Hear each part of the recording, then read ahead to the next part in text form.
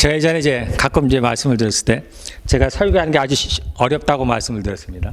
그래서 제가 달랑 진짜 딱 설교 주일 한 번 하는데 이것도 잘 생각이 안 나서 금요일이나 돼야 아니면 이제 토요일이나 돼야 늦으면 이제 주일이나 돼야 이렇게 성경의 한 구절이 떠올라서 이렇게 설교를 하고 그랬어요. 그래서 내가 설교를 하고 나면 내가 한 주를 살았구나 이런 이제 살아왔었는데 언제부턴가 이제 하나님께서 제게 이제 이런 걸 설교하라라고 이제 말씀하시기 시작했어요. 그래서 근데 전에는 뭘 알려주셨냐면 그때는 말씀하지 않으실 때고 마음에 떠오르기를 성경 이제 구절이 떠올라요. 그럼 내가 이것을 본문으로 설교를 해야 되겠구나. 그럼 이제 대충 이제 본문을 보면서 제가 내용을 뭘 해야 되겠다라는 것이 이제 생각이 납니다. 그 뒤에는 이제 하나님께서 이제 저에게 이제 성경 본문을 알려주시는 게 아니라 내용, 그러니까 제목처럼 이제 내용을 알려주세요. 전에처럼 기름 부음에 대해서 설교하라, 또는 뭐 그 전에 뭐였었죠? 기타, 그걸 이제 설교하라 이렇게 말씀해요. 그리고 성경 본문을 모르겠는 거예요. 그래서 제가 일주일 동안 이제 보통 이제 예배가 끝나면 저녁 때쯤에 보통 이제 주일이나 월요일을 요즘에는 그때 이제 말씀을 하십니다. 이번 주에는 이걸 설교하라 이렇게 말씀하시는데 그러나서 제가 이제 한 주간을 이제 그걸 이제 보는 거예요. 그럼 이제 금요일 정도 되면 보통 이제 주님께서 저 이제 같이 설교를 준비합니다. 저는 쉬울 줄 알았어요. 왜냐면 알려주시니까. 전에는 내가 막 생각하는, 그때도 물론 성령께서 알려주셨겠죠. 근데 그때는 제가 막 생각하는 것 같아. 그 생각이 안 나는 거예요. 근데 지금은 이제 뭘 하라 하시니까 쉬운 것 같은데 내용을 쉽게 잘 안 알려줘요. 그래서 일주일간을 제가 이제 고민을 합니다. 그러다가 이제 아까 얘기한 대로 뭐 금요일이나 되면은 그때 이제 하나님과 함께 성경을 보면서 이렇게 해요. 그래서 요즘 이제 그렇게 설교를 준비합니다. 쉬울 줄 알았더니 쉽지 않았어요. 근데 뭐 앞으로는 쉬워질 거라고 하시니까 제가 그런 줄 알고 이번 주도 저한테 지난주에 우리가 기름 부음에 대해서 말씀을 전했습니다. 그래서 우리가 사도행전 10장 그게 몇 절이었죠? 28절. 하나님께서 나사렛 예수에게 성령과 능력을 기름 붓듯 하셨다. 그래서 기름 부음이 이게 아주 가장 잘 표현한 구절이에요. 제가 아는 한 기름 부음이 뭐냐고 할 때는 사도행전 10장 28절의 말씀이 잘 표현한 겁니다. 그래서 성령과 능력을 기름 붓듯 하셨다. 그래서 기름 부음이 뭐냐? 성령이고 그 다음에 기름 부음이 뭐냐? 능력이다. 그래서 때로는 기름을 성령님으로 이제 성령님을 그렇게도 표현을 하고 또는 그분의 능력과 권세와 권능을 그렇게도 표현을 한다. 그래서 기름 부음을 받는다는 얘기는 우리가 성령이 우리에게 임하시는 것이고 그리고 성령이 임하시면 당연히 그분의 능력과 권세와 그것이 같이 따라오는 겁니다. 이 땅에는 모든 것들은 성령께서 그 능력으로 붙들고 계시는 겁니다. 이런 나무들이 또는 채소들이 그 씨앗이 열매를 자라서 열매를 맺는 건 그 안에 성령의 능력이 있기 때문이에요.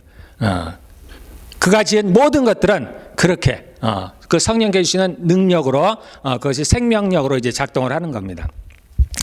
그래서 지난주에 제가 기름 부음에 대해서 얘기를 했어요. 근데 이제 이번 주에는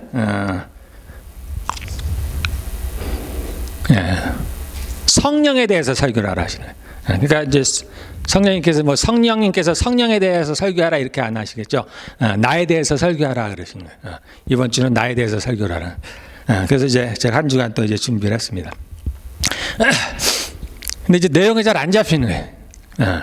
본문이 뭔지도 모르겠고, 어떻게 할지도 잘 몰랐어요. 그러다가 이제 또 시간이 돼서, 이제 금요일 정도 되니까 주님께서 말씀하시기를,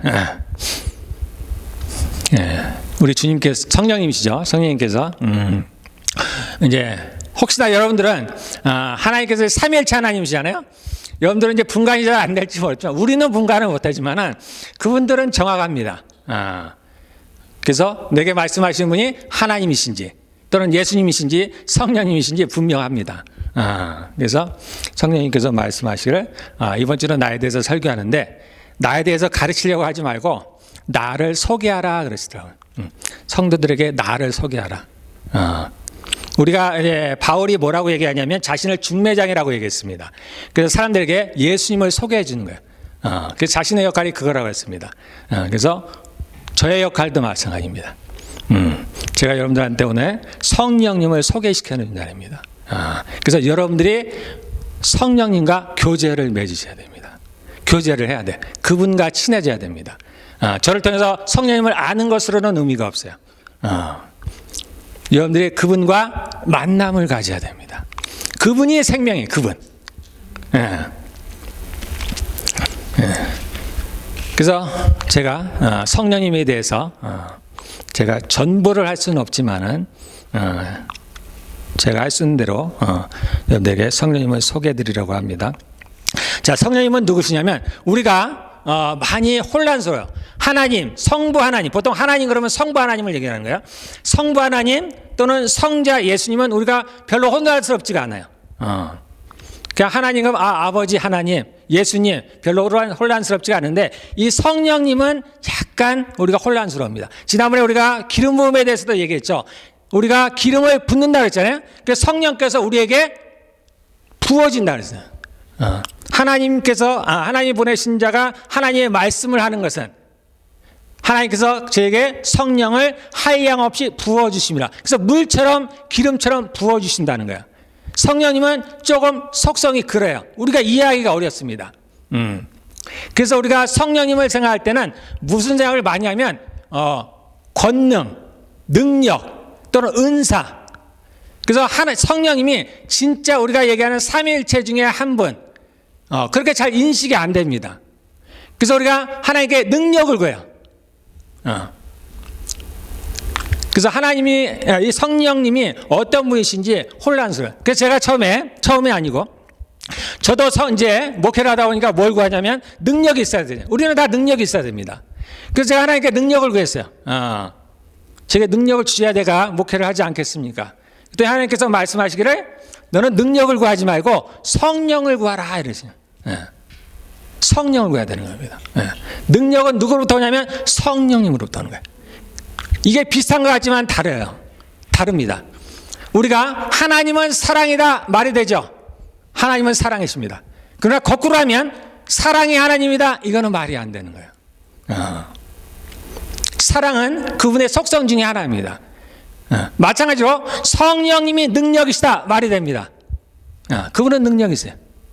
그러나 반대는 말이 안 됩니다. 능력이 성령님이시다 이렇게 얘기해요.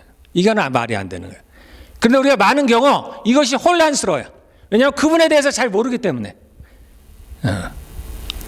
그래서 우리가 하나님께 뭘 구하냐면 능력을 구하는 거예요. 그 능력을 구해가지고 뭔가 일을 하고 싶은 겁니다. 이거 주객이 전도된 겁니다. 우리가 성령님의 능력 또는 하나님의 능력을 끌어다가 어떤 일을 하고 싶어 하는 거예요. 우리가 주가 되는 거죠. 그러나 절대 그럴 수가 없습니다. 그 주는 바뀌지가 않아요. 항상 주체는 하나님이십니다. 우리가 능력을 사용하는 것 같아도 그렇지가 않습니다. 성령께서 우리를 사용하는 거예요. 우리를. 그래서 이것을 여러분들이 정말 올바로 알지 못하면은 그 성령의 능력을 받을 수도 없거니와 올바로 사용할 수도 없고 혹은 그렇게 하다가 잘못되는 경우가 있어요. 많은 성령의 은사들을 받고 권능을 받은 분들이 잘못 가는 대부분의 원인은 여기에 있습니다. 그 성령님에 대해서 올바른 인식을 갖지 못하기 때문이에요. 그래서 내가 주체가 돼서 그 능력을 사용한다는 게 성령님을 사용하는 거예요. 성령님이 우리 손에 막대기가 절대 아닙니다. 반대로 우리가 그분 손에 막대기인 거예요. 여러분들이 이것을 알고 행하면은 넘어지지 않습니다. 자, 우리 창세기 1장 26절 한번 볼까요? 하나님이 이르시되 창세기 1장 26절 27절 잘 들으셔야 됩니다. 하나님이 이르시되 하나님이 말씀하시는 거예요. 우리의 형상을 따라 우리의 모양대로. 자, 우리라고 나왔어. 우리. 무슨 얘기를 하냐면 복수라 이거죠. 하나님이신데 하나가 아니라는 얘기예요. 한 분이 아니라는 얘기입니다. 자, 27절. 하나님이 자기 형상 곧 하나님의 형상대로. 자, 27절에는 뭐라고 나왔냐면 하나님의 형상, 하나님이 자기 형상, 하나님의 형상대로 단수로 나왔어요. 이것이 뭘 표현하냐면 삼위일체를 표현하는 거예요. 삼위일체. 첫 번째 우리라고 얘기했던 거는 삼위죠. 삼위. 그래서 성부 하나님, 성자 예수님, 성령 하나님 세 분이에요. 세 분. 삼위. 그래서 복수로 나오는 거예요. 우리의 형상을 줬자. 그 다음에 27절에는 하나님, 하나로 표현됐죠. 이분들은 나눌 수가 없습니다. 이분들은 하나예요. 하나. 한 분입니다. 그래서 이 26절, 27절은 삼위일체를 얘기하는 거예요. 세 분이시지만 하나. 이거 표현하기가 어려워요. 우리가 그래서 이런 삼위일체를 여러 가지로 우리가 표현해요. 우리가 아는 상식으로. 그래서 물과 얼음과 수증기, 아빠와 아들과 무슨 관계, 여러 가지로 우리가 표현해요. 그러나 이것은 다 올바른 게 아니에요. 우리가 알기 쉽게 하려고 우리가 이 땅에 있는 것을 우리가 아는 지식으로 표현하지만 이것은 삼위일체 하나님을 표현하는 올바른 방법이 절대 아닙니다. 삼위일체 하나님은 우리가 아는 지식으로 그분을 표현할 길이 없어요. 우리가 우리의 영과 혼과 육도 모르잖아요. 우리도 모르잖아요. 우리가 하나님의 형상과 모양을 닮았다고 얘기했을 때 가장 큰 게 뭐냐면 우리가 영혼육으로 되어 있다는 겁니다. 하나님의 삼위일체 하나님이 있듯이 우리도 이걸 삼부법이라고 그래요. 영과 혼과 육으로 나누어져 있다는 거예요. 그런데 우리는 우리의 영혼육조차도 잘 몰라요. 그런데 어떻게 하나님의 삼위일체를 알겠습니까? 그래서 여러분들이 우리가 알고 싶으니까 또는 이해하고 싶으니까 여러 가지로 표현하지만 제가 단언컨대 옳지 않습니다. 그냥 모르면 모르는 거예요. 그래서 삼위일체는 이해되어지는 부분들이 아니에요, 여러분들. 성령께서 불로 부어주신다는 거. 성령이 우리 안에 아들의 영을 주셨어요. 또 성령님은 또 따로 있습니다. 이걸 설명하기가 어려워요. 근데 그분은 그런 분이에요. 그래서 이 삼위일체는 그냥 믿는 거예요, 믿는 거. 이분이 삼위일체 하나님이신가. 이 성령님이 하나님이시구나. 성부 하나님, 성자 예수님 다 똑같은 하나님이시구나. 또 이분들은 전체로 한 하나님이신가. 그래서 우리가 유일신이죠. 신이 세 분이 있는 게 아닙니다. 절대. 한 분 하나님이 한 분 하나님. 근데 이분들은 삼위로 우리의 편으로 삼위로 나눠져 있다는 거예요. 그래서 제1, 제2 세상. 이것은 우리가 제1, 제4, 제3라고 했지만 높낮이가 절대 아니라는 거예요. 그래서 삼위일체 하나님 중에 한 분이시다. 성령님은. 즉 그 얘기는 뭐냐면 성령님은 우리의 주님이시라 그런 뜻이에요, 여러분들. 우리가 사용해서 끌어다가 죄송합니다. 우리가 뭔가를 얻어서 받아서 뭔가 쓰는 그런 분이 아니라는 거야. 우리가 모셔야 될, 예배해야 될 하나님이시라는 겁니다. 성령님은 여러분들의 주님이시구나. 나의 주님이세요. 주님. 자, 우리 마태복음 28장 우리가 잘 아는 거예요. 여러분들 안 찾으셔도 돼요. 하늘과 땅의 권세를 내게 주셨으니 너희는 아버지 아들과 성령의 이름으로 아버지 아들과 성령의 이름으로 세례를 베푸는 겁니다. 그분들은 동일하신 하나님이세요. 그래서 성령 하나님은 하나님이시다. 하나님이란 말은 주님이라는 뜻입니다. 주님, 왕이시라는 뜻이에요. 그래서 성령님이 왕이십니다. 우리가 쓰는 어떤 도구가 아니라는 거예요. 우리가 그분의 도구라는 겁니다. 그러니까 당연히 성령님은 인격체인 거예요. 우리와 같이. 세상에 얘기하는 정말 누군가에게는 세상에서는 뭐 더 기라든가 기운이라든가 이런 기타 여러 가지 표현하죠. 그런 존재가 아니라는 겁니다. 성령 하나님은 인격체 사는 거예요. 우리가 인격체듯이 우리가 자아를 가지고 우리가 어떤 것을 스스로 의지를 가지고 결정을 하듯이 성령님도 그러하신 분이시라는 겁니다. 그래서 첫째 우리가 성령님에 대한 오해를 여러분들 불식시켜야 됩니다. 안 하셔야 돼요. 성령님은 어떤 능력이나 권능이나 힘으로 그렇게 하셨다면 여러분들이 오늘 이 시간에 그러한 인식들을 새롭게 하시기를 바라겠습니다. 성령님은 우리의 하나님이십니다. 그분은 나의 주님이십니다.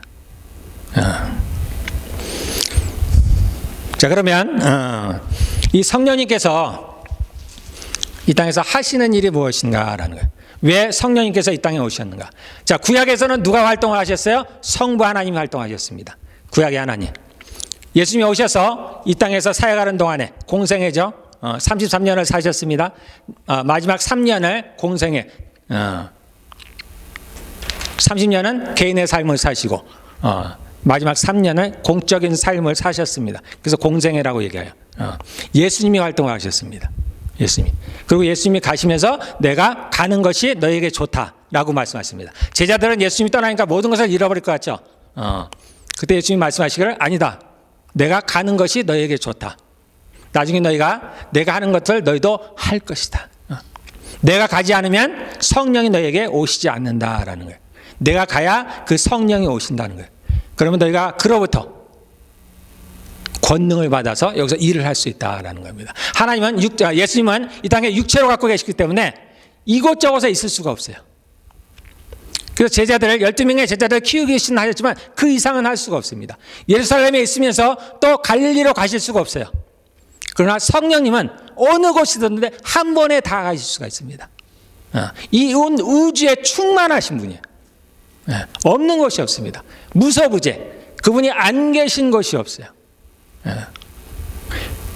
그래야 예수님이 가셔야 그 능력을 하신 성령님이 오시는 거예요. 그 성령님께서 언제 오셨냐면 오순절 날에 오셨습니다. 오순절. 우리가 아는 대로 마가의 다락방에 처음으로 오셨어요.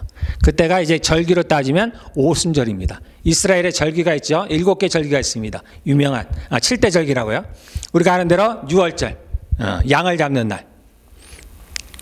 그 다음에 무교병, 누룩을 넣지 않는 떡을 먹는 날, 무교절이 있습니다. 그 다음에 첫 번째, 그 해의 첫 번째 곡식을 거둔 것을 가지고 하나님께 나아가는 초실절이 있습니다. 초실절이 예수님이 부활한 날이에요. 첫 번째 열매. 그 예수님은 부활의 첫 열매입니다. 그 다음에 그로부터 50일이 지나서 49일 닿은 날. 49일이라는 얘기는 안식일이죠. 7일.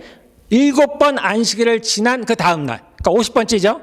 그러니까 초실절부터 시작해서 초실절이 주일이죠. 안식 후 첫날입니다.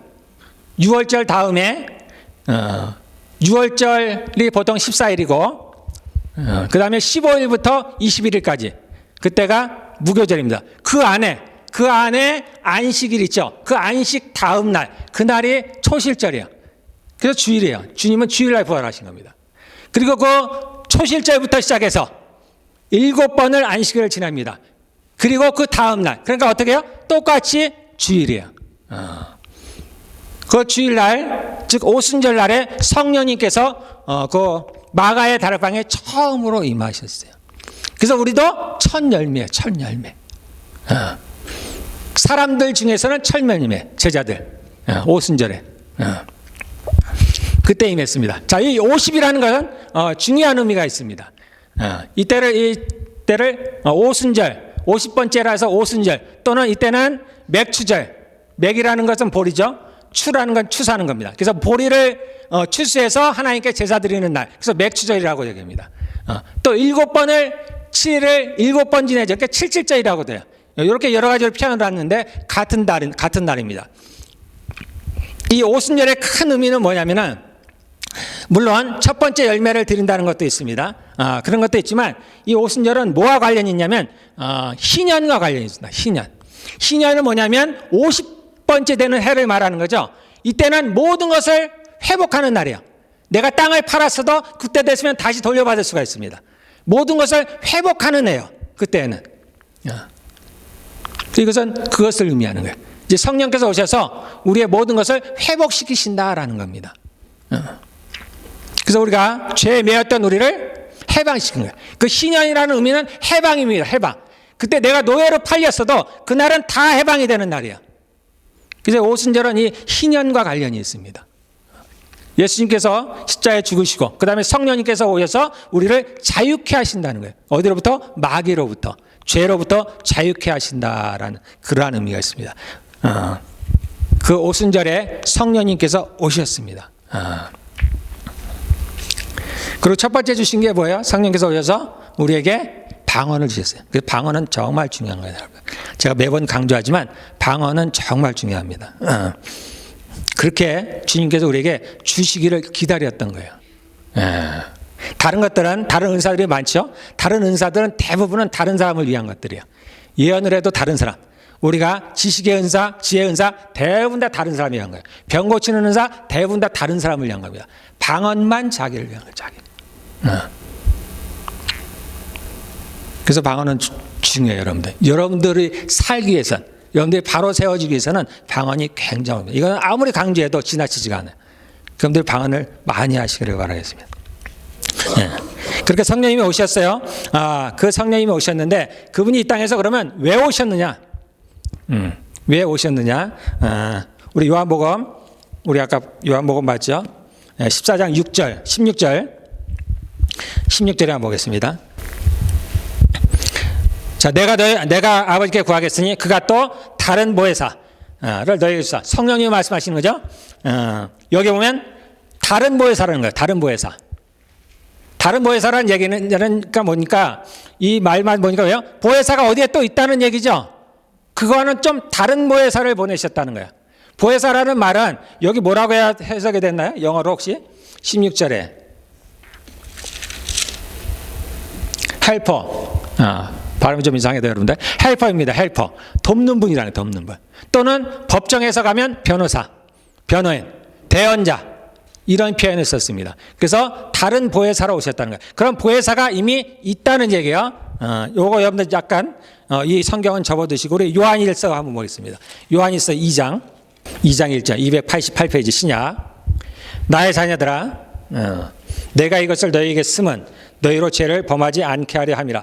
만일 누가 죄를 범하여도 아버지 앞에서 우리에게 대언자가 있으니 그 의로우신 예수 그리스도라. 우리에게 대언자가 있는데 예수님이 대언자라는 거예요. 우리가 죄를 범하였어도 아버지 앞에서, 대언자라는 말은 다른 표현을 하면 변호인이라는 거예요. 변호인. 우리를 대신 말해줄 분. 우리가 죄를 지었을 때 대신 변호해줄 분이 계시다는 건데 그게 누구냐면 예수 그리스도고, 그분이 하나님 앞에 지금 하나님 우편에 앉아 계시죠. 그렇게 계시다는 거예요. 근데 여기 대언자라는 말이 다르게 해석하면 보혜사라는 뜻입니다. 보혜사. 같은 단어예요. 그래서 예수님도 보혜사. 다시 우리 요한복음으로 돌아오면 다른 보혜사. 그러니까 뭐예요? 첫 번째 보혜사는 누구예요? 예수님이에요. 예수님이 우리를 도우러 오신 분이에요. 우리의 변호사로서 오셨다는 거예요. 대언자로서 오셨다는 거예요. 그런데 이제 그분이 가고서 또 다른 보혜사가 온다는 거예요. 이 다른 보혜사라는 얘기는 본질적으로 같은 겁니다. 원어적으로 볼 때 본질도 같아요. 우리 하나님께서 하나이듯이 같다라는 거예요. 그렇지만 달라요. 그래서 예수님과 같이 하나님이시지만 또 예수님은 아닌 다른 하나님. 그래서 성령님이신데 그렇게 보혜사로 오셨다는 거예요. 우리를 도우시는 분으로 오셨다는 겁니다. 그래서 여러분들이 여기서 이제 오해하지 마시기 바랍니다. 우리가 항상 잊지 말아야 될 것이 우리가 절대 주가 아니에요. 우리가 주인이 아닙니다. 우리는 그분의 종이에요. 우리에게 은혜를 베풀어서 우리를 자신의 자녀로 삼아줬습니다. 그분이 우리의 왕이세요. 그런데 이 땅에서만큼은 주님이 우리를 도우러 오신 거예요.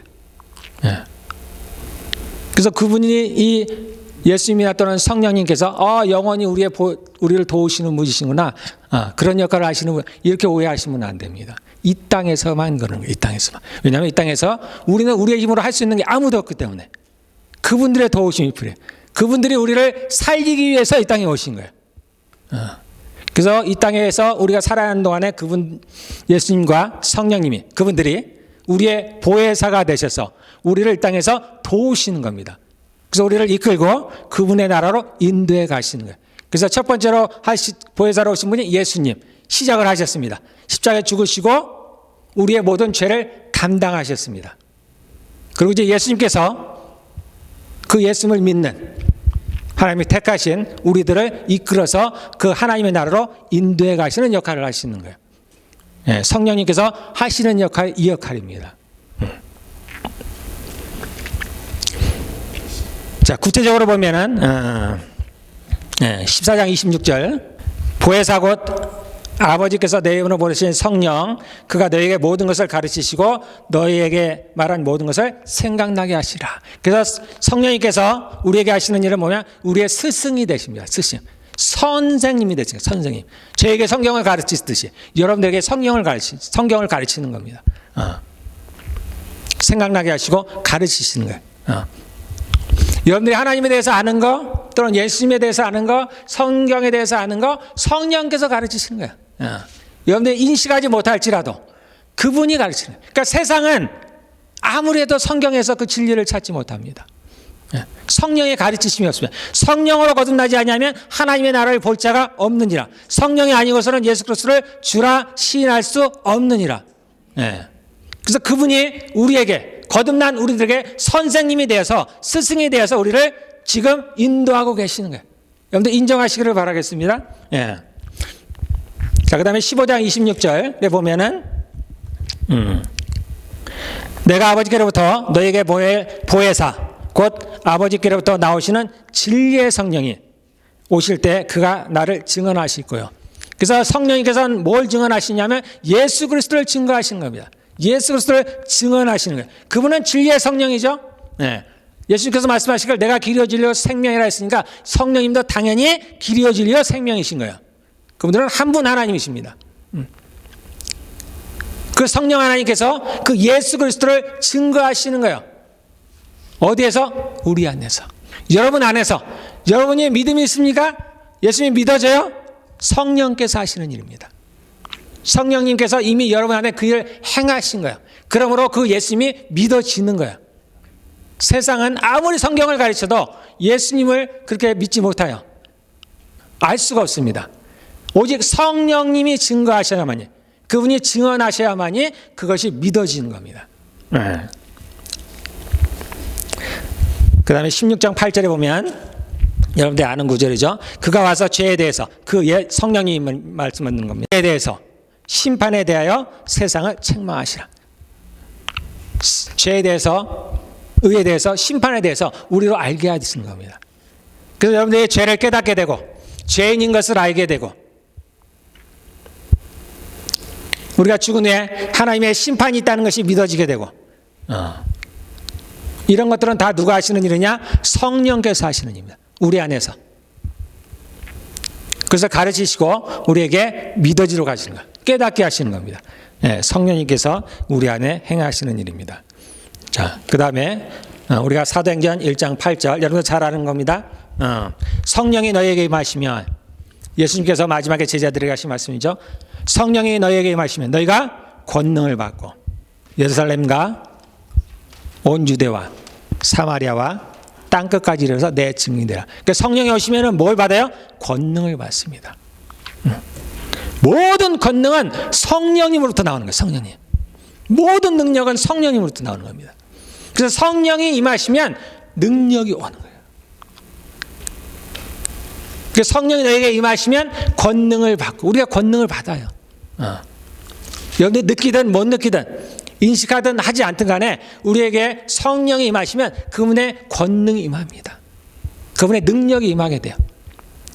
그러므로 어떻게 돼요? 여기 보니까 증인의 삶을 살게 되는 겁니다. 좀 강하고 약할 수는 있지만, 정도의 차이는 있지만 누구나 권능을 받습니다.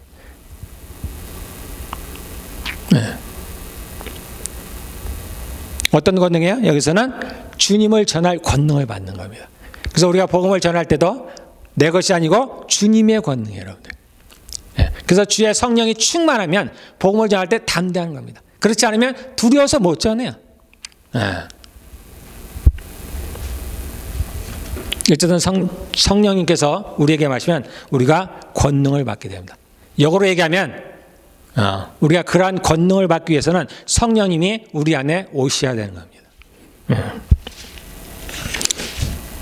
자, 이뿐만 아니고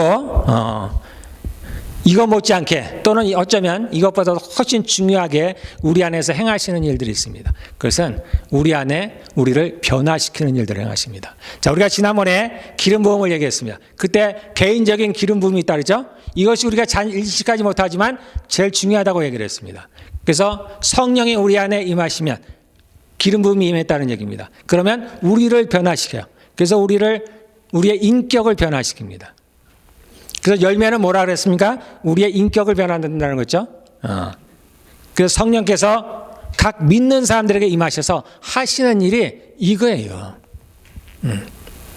우리의 인격을 변화시키는 겁니다. 그래서 우리가 어떤 것을 갖도록 하시느냐? 우리 안에 무엇을 새기시냐? 하나님의 성품, 즉 신의 성품이에요. 신의 성품. 우리가 천국 가면요, 저도 안 가봤습니다. 그러나 우리가 천국 가면 과히 신과 같은 존재들입니다.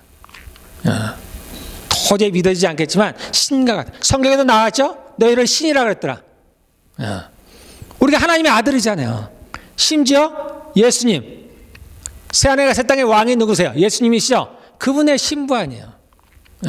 우리는 우리 인간들 뿐이 모르지만 그 천국에는 많이 있습니다. 저도 안 가봤지만 많이 있어요. 우리가 모르는 상상하지 못할 많은 것들이 있습니다. 생각을 해보세요. 이 우주가 어마어마하게 크죠? 이 우주가 역사가 몇 년 됐다 그래요? 세상 사람들이 얘기해요. 100억 년? 예, 우리가 1000억 년 됐다고 쳐요.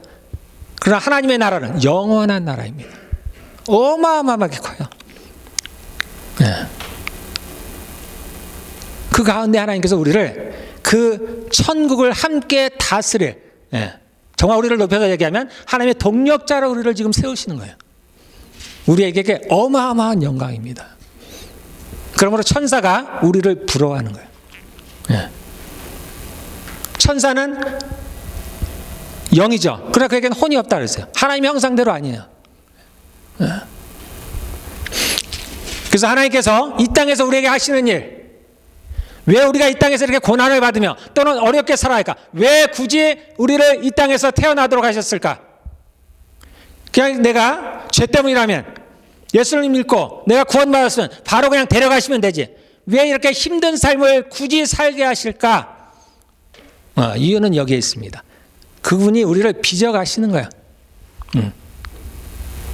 우리에게 어떤 성품을 주신다고요? 신의 성품. 그래서 그리스도의 장성한 분량에까지 이르도록 한다는 거죠. 우리가 그분의 신의 성품을 가져야 돼. 그래야 우리가 그 영원한 하나님의 나라에서 그분과 함께 그 땅을 함께 다스리게 되는 겁니다. 그래서 그러한 성품을 우리 안에 만드시는 이가 누구냐? 성령님이 하시는 일이에요. 이게 아주 큰 일이에요. 제가 볼 때 제일 큰 일입니다. 우리의 고난을 통해서, 우리의 순종을 통해서, 우리의 어려움을 통해서, 때로는 질병을 통하여서, 여러 가지를 통해서 우리를 빚어가십니다. 그분의 모습을 담도록, 왕의 성품을 가지도록, 즉 신의 성품을 가지도록, 이것이 성령께서 우리 안에 행하시는 일입니다. 그것이 우리가 얘기하는 성령의 열매, 빛의 열매, 의의 열매들입니다. 그래서 우리가 이 땅에서는 그러한 열매들을 맺어야 돼. 우리가 이것을 가지고 자랑해야 돼. 우리가 주님이 주시는 우리의 능력이 중요하죠. 하나님께로부터 나온 것 중에서 중요하지 않은 게 없습니다. 귀합니다. 그런 것도 좋지만 우리가 자랑해야 될 것들은 이러한 모습들이에요. 우리의 연약함을 자랑하고, 우리의 겸손함을 자랑하고, 우리의 온유함을 자랑하고, 우리의 자비함을 자랑하고, 이러한 것들을 자랑해야 돼요. 우리가 능력을 자랑하지 말고, 능력을 자랑하면 넘어지기가 쉬우니까.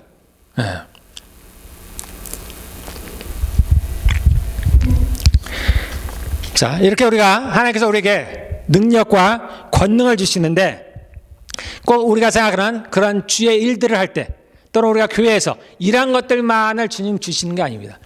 그런 건 아니고요. 우리가 이 땅에 살아갈 때 필요한 모든 것들을 우리에게 주셔요. 능력으로 주십니다. 사업하는 사람들에게는 사업을 잘할 수 있는 능력을 줍니다. 공부하는 사람들에게 공부를 잘할 수 있는 능력을 줘요. 지혜를 줍니다. 암기를 잘할 수 있는 능력도 줍니다. 직장일도 마찬가지죠. 가정도 마찬가지입니다. 우리가 일상을 살아갈 때 필요한 능력을 주님께서 주십니다. 그런데 믿고 한번 구해보세요. 공부하는 사람들에게 지혜가 부족합니까? 하나님에게 지혜를 주십시오. 내가 찬양을 하는데 좀 노래가 좀 딸리는 것 같다. 구해보십시오. 우리가 그런 예들 가끔 보잖아요. 제가 아는 뭐 두 사람이나 있어요. 목사님이. 저는 피아노를 못 쳐요. 피아노를. 근데 중학교 때 그 수련회를 많이 해요. 수련회 갔다 와서는 피아노를 그냥 칩니다. 왜냐면 피아노 건반이 튀어오른대요. 그거 쳐요. 그래서 교회 반주를 해요. 나중에는 음악대학까지 갔습니다. 또 내가 아는 어떤 목사님은 저 신학교에서 같이 공부했었는데 그분들 건반이 튀어오르더라. 능력을 주시는 거예요. 능력. 그래서 피아노를 잘 쳐요. 네, 그런 것처럼 그런 특별한 사람만 특별하게 주는 게 아니에요, 여러분들. 그 일을 하러 주님께서 성령님께서 이 땅에 오셨어요, 여러분들. 우리 안에 오신 겁니다, 여러분들. 믿음으로 한번 구해 보십시오. 너희가 얻지 못하면 구하지 아니하며, 구하여도 받지 못하면 우리가 정욕으로 쓰려고 잘못 구한다는 거예요. 그것이 아니면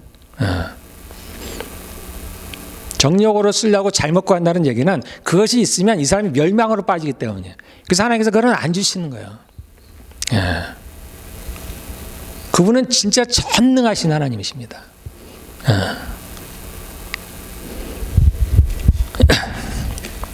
어쨌든 하나님께서 제게 이제 이렇게 오셔서 이제 말씀하시면서 그러한 이유가 뭘까? 제가 한번 생각해 봤습니다. 왜 굳이 나에게 또 내게 이런 일이 벌어질까? 제가 이제 느끼는 한 가지는 그런 저를 통해서 여러분들이 진짜 하나님, 살아계신 하나님을 좀 주님께서 알리고 싶으신 게 아닌가. 우리는 하나님 그러면 세상에서 만드신 하나님, 막연한 하나님만 알아요. 막연한 하나님. 근데 진짜 하나님, 정말 우리가 천국에서 함께 살, 영원히 우리가 하나가 될 그분이 자신을 나타내시기를 원하신다라는 제가 생각이 갖곤 합니다. 그래서 제가 평소에 하나님에 대해서 이렇다 생각하는 거, 물론 이제 맞는 부분들은 많이 있겠지만 전혀 생소한 부분도 많이 있어요. 정말 많이 있습니다. 진짜 하나님은 사랑이시라는데 제가 그건 아직 잘 모르겠어요. 아직까지는. 근데 어쨌든 제가 많이 느끼는 것 중에 하나가 뭐냐면, 정말 하나님은 전능하시다. 우리가 생각하는 상상하는 이상으로 전능하시다. 저절로 그런 얘기가 나옵니다. 그리고 제가 조금씩 느끼는 게 뭐냐면, 하나님은 젠틀하시다라는 거예요. 정중하시다라는 거예요. 제가 가끔 얘기하죠. 하나님께서 저에게 노라고 하신 적이 잘 없어요. 저를 책망하신 적이 없습니다. 제가 혹 잘못했어. 잘못한 게 많겠죠. 잘못했어. 너 이거 잘못했어. 왜 이렇게 했어. 이렇게 하신 적이 한 번도 없고. 근데 제가 가만히 보니까 그분은 그거를 하실 만한 성품이 아니세요. 안 하시는 것보다 어떻게 보면 못 하시는 것 같아요. 그래서 저도 하나님께서 저에게 잘못한 거 있으면 좀 얘기를 좀 하시라고. 그런데 가만히 생각해보니까 제 잘못한 것을 얘기하려고 치면 한두 끝도 없을 것 같은 거예요. 그러니까 저도 겁나서 그렇게 잘은 말을 못해요. 그냥 조금만. 그래도 하나님께서 이렇게 제 잘못한 것에 대해서 별로 얘기하신 적이 없어요. 그냥 잘했다. 또는 괜찮다. 괜찮아질 거야. 앞으로 좋아질 거야. 앞으로 잘 될 거야. 걱정하지 마. 그리고 혹 그 이상이 있으면 아예 말을 안 하셔요. 말을 안 하신다는 거. 근데 최근에, 아주 진짜 최근에는 이제 저하고 좀 많이 가까워졌습니다. 그래서 저도 많이 이제 친해졌고, 그래서 저도 이제 개인적인 얘기도 많이 하고, 많이는 안 합니다만 가끔 하고. 근데 최근에는 이제 저한테 그런 얘기도 하시더라고. 너 이거 잘못했어. 너가 이거는 잘못한 것 같아. 너가 이거는 좀 과한 것 같아. 제가 처음으로 이제 그 얘기를 듣는데 저도 절망이 되는 거죠. 제가 스스로는 내가 얼마나 악한가, 나는 죄인입니다, 이렇게 얘기는 하지만 하나님으로부터 직접 그 얘기를 들으니까 내가 막 절망이 되네. 절망. 그렇잖아요. 우리가 하나님 앞에, 저도 마찬가지야, 좀 잘하고 싶고, 좀 내가 하나님 보시기에 괜찮았으면 좋겠고, 하나님 왜 그 마음을 모르시겠어요? 그래서 그동안은 안 하신 거예요.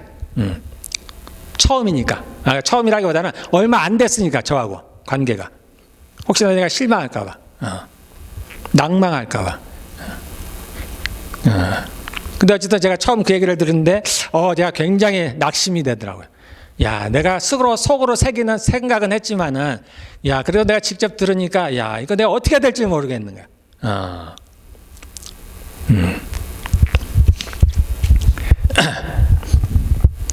예, 그래서 제가 하고 싶은 얘기는 그만큼 주님도 조심하고 계신다. 왜 하나님이, 왕이신 하나님이, 신이신 하나님이 저한테 조심할 게 뭐 있어요? 너희는 왜 그랬어? 왜 이렇게 심한 말을 했어? 그렇게 하면 안 되지. 이렇게 하셔도 제가 할 말이 있겠어요? 예, 죄송합니다. 잘하겠습니다. 제가 그럴 수밖에 없는데, 주님께서 그렇게 하지 않으신다라는 거.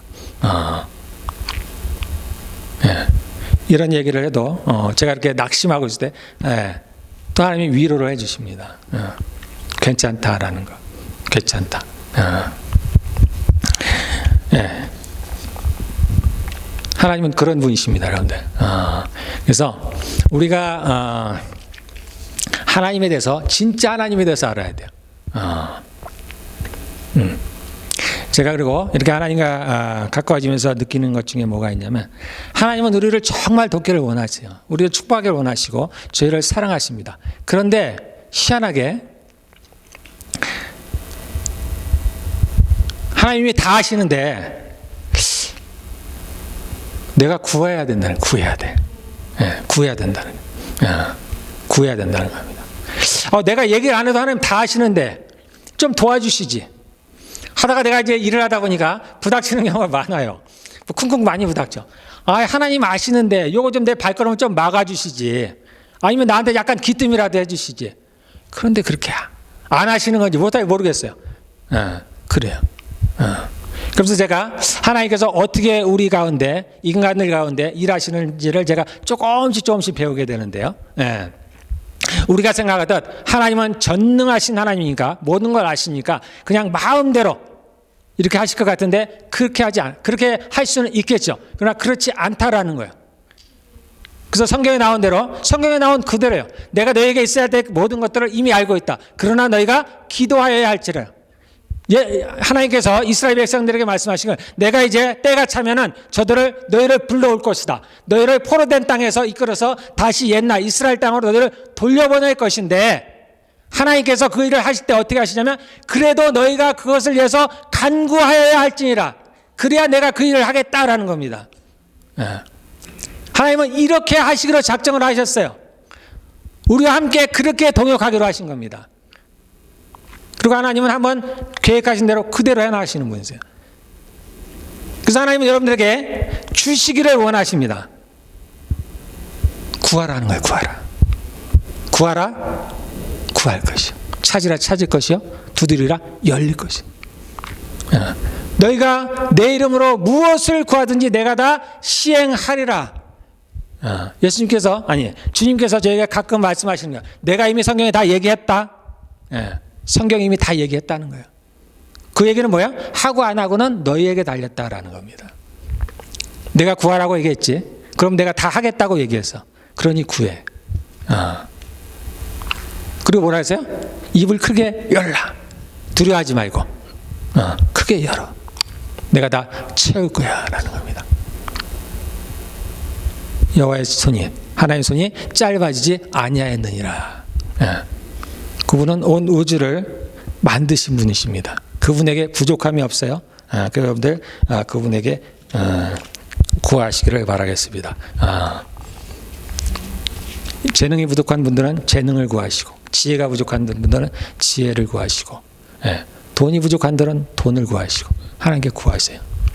그것을 어떻게 해야 여러분들에게 가장 좋은 거냐는 그분이 알아서 하시겠지만, 여러분들이 구하시기를 바라겠습니다. 그분을 믿으세요. 믿음은 그분이 여러분들을 사랑하신다는 것을 믿는 겁니다. 그분이 여러분들을 사랑하세요. 얼마나 사랑하시냐? 십자가에서 죽으실 만큼. 또 내가 너희를 위해서 다시 십자가를 진다 해도 내가 기꺼이 지겠다고 말씀하시는 하나님.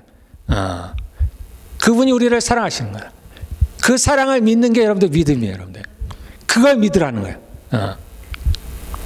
저에게 부족한 점이 많았습니다. 나도 이거 고치고 싶어요. 주님, 내가 이거 어떻게 고쳤으면 좋겠을까요? 그러려면 내가 하는 대로 여러 가지 고난도 많이 당해야 되고 여러 가지 어려움들을 당해야 해요. 우리는 그 고난 가운데서 배우니까. 그러니까 그건 내가 좀 하기가 어려워요. 할 수가 없는 거잖아요. 그러니까 저도 주님께 얘기를 하는 거예요. 주님, 내가 할 수 있는 것 중에서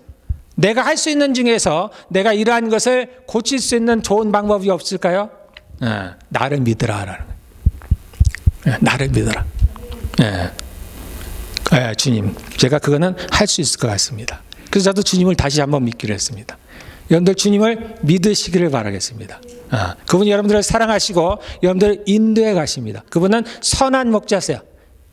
그분이 우리에게 주시고자 하시는 것은 궁극적으로 하나님의 나라를 상속해 주시기를 원하시는 거예요. 그러다 우리가 이 땅에서 삶을 살아갈 때 우리의 삶을 무시하는 분이 결코 아니십니다. 그분은 우리의 건강이 좋아야 되는 것도 알고요. 우리가 무엇을 먹어야 맛이 있다는 것도 알고, 무엇을 해야 우리의 육체가 좋은 것도 알고, 무엇을 해야 우리가 즐거움을 누리는지 너무나 잘 아시는 분이십니다. 그분을 믿으시고 여러분들 그분에게 구하시기를 바라겠습니다. 그러면 그분의 기쁨이 여러분들에게 충만합니다. 그분을 믿으시기를 바라겠습니다. 이제 여러분들 오늘 우리가 성령님에 대해서 제가 성령님을 여러분들에게 잘 소개시켰나 모르겠는데 성령님에 대해서 여러분들에게 제 나름대로 소개를 했습니다. 여러분들. 이제 성령님과 가까워지는 건 여러분에게 달려 있습니다. 그분을 여러분들이 초청하시기를 바라겠어요. 그냥 그분이 원하시는 대로 그냥 우리가 마음이 있으면 그냥 하나님께서 그냥 들어오시면 되잖아요. 근데 계시록에 보면 뭐라고 되어 있냐면 내가 문 밖에서 두드리노니 들어오시기를 원하시는 거예요. 너희가 그 문을 열면 내가 들어가겠다라는 거예요. 왜냐하면 이분들은 살아계신 인격체예요. 이분들도 성품이 있어요. 성격이. 강제로 안 하는 거야. 하나님은 절대 강제로 안 해요. 우리가 사단적인 것과 그렇지 않은 것을 구분하는 것 중에 하나가 뭐가 있냐면 사단이 주는 것들은 대부분은 다 중독에 빠집니다. 중독에 빠져요. 강제예요. 강제. 처음에는 감언이설로 유혹을 하죠. 그것이 무엇이든.